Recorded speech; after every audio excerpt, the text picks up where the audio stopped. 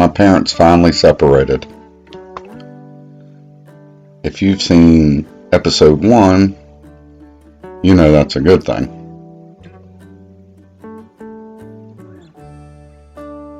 The dad character was now living with his girlfriend.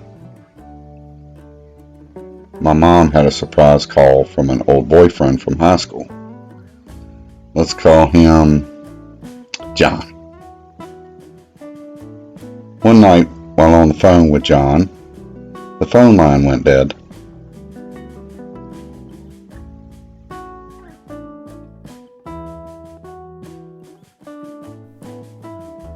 Our car started up and went out the driveway, down the road, and gone.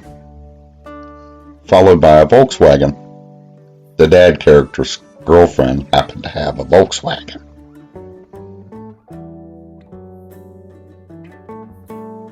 So we knew who had taken our car, our only car.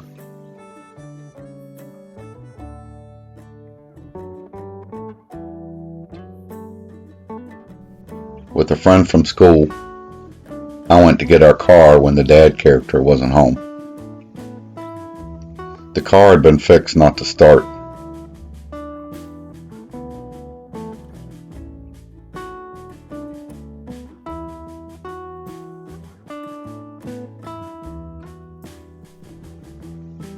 But his truck was there, and it did start, so we took it. Over the next few days, a plane kept flying over our house. The dad character had friends who were pilots, so we got a radio and started listening to them talking, looking for the truck.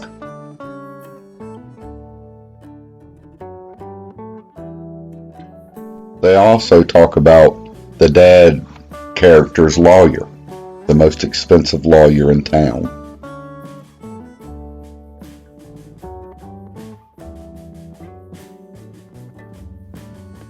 Then one day when I was at school, there was a knock at the door. It was a policeman. He asked my mom if her son had a .22 rifle. She said, yeah, and he said, your son's been reported shooting at a power station up the road, and he needed to take the .22 for comparison, which he did.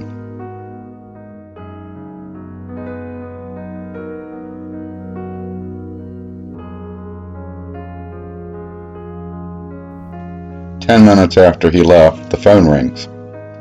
It's the dad character, who says either tell him where the truck is or our son is going to jail.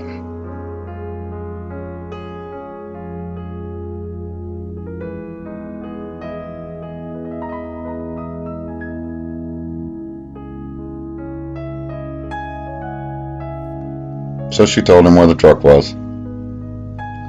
She didn't know. We had figured out the car he stole must have a starter bypass switch somewhere. So we go up there and try to start the car and find the switch that day. And we took the car back.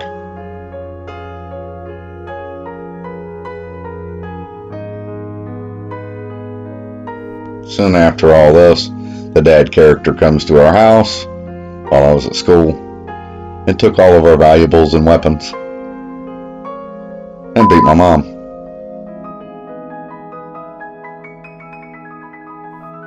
Meanwhile,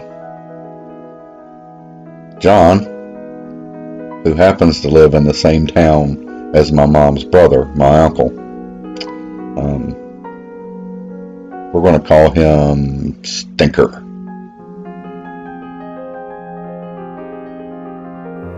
John's telling Mom, you can just come live with me.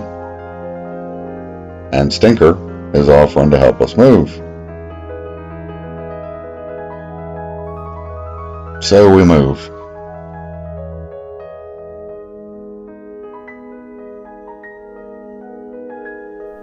To the promised land.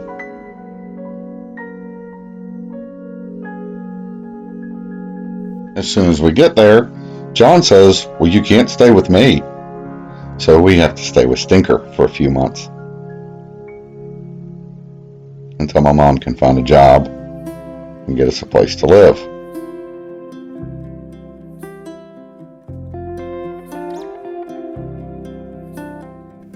And John, 2 months later, gets married to his fiancée that he already had.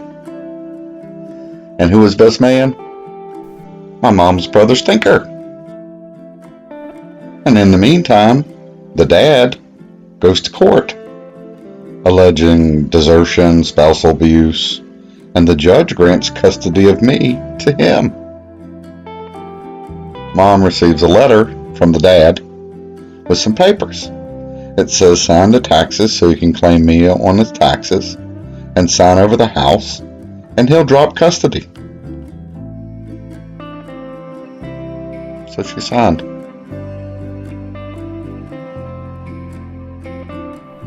My mom received $9,000 when the house sold, then was approached by a nephew, a disgraced former FBI agent turned lawyer,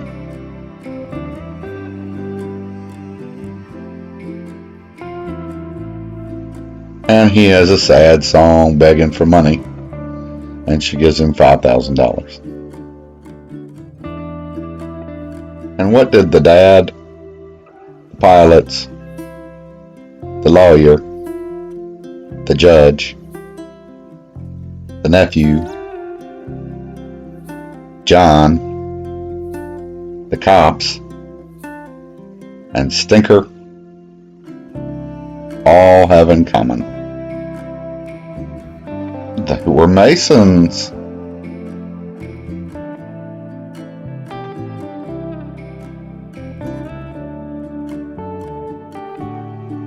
Once I was established in life, I was approached to join the Masons.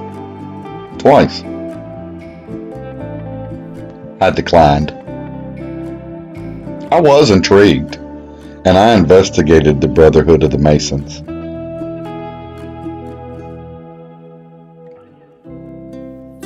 If a fellow Mason asks for anything, you're obligated to do it.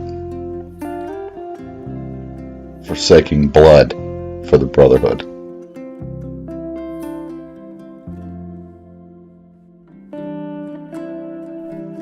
I had occasion to ask the dad about the Masons, and this is how it went. So I was asked to join the Masons, I said. Tell me about your secret society.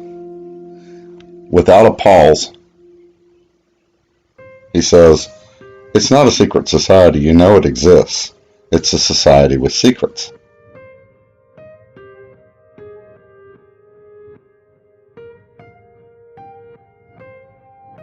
But is it satanic?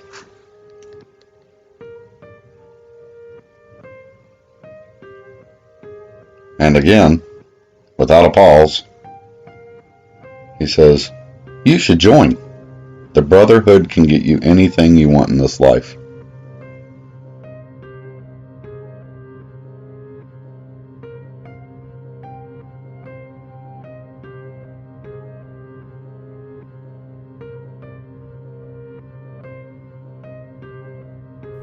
So that answered that. Oddly enough, I was asked to join the Masons again right after that. They're in every town in the world. You know them and you don't know them. They're there and they're not there. They're in control without you knowing they're in control.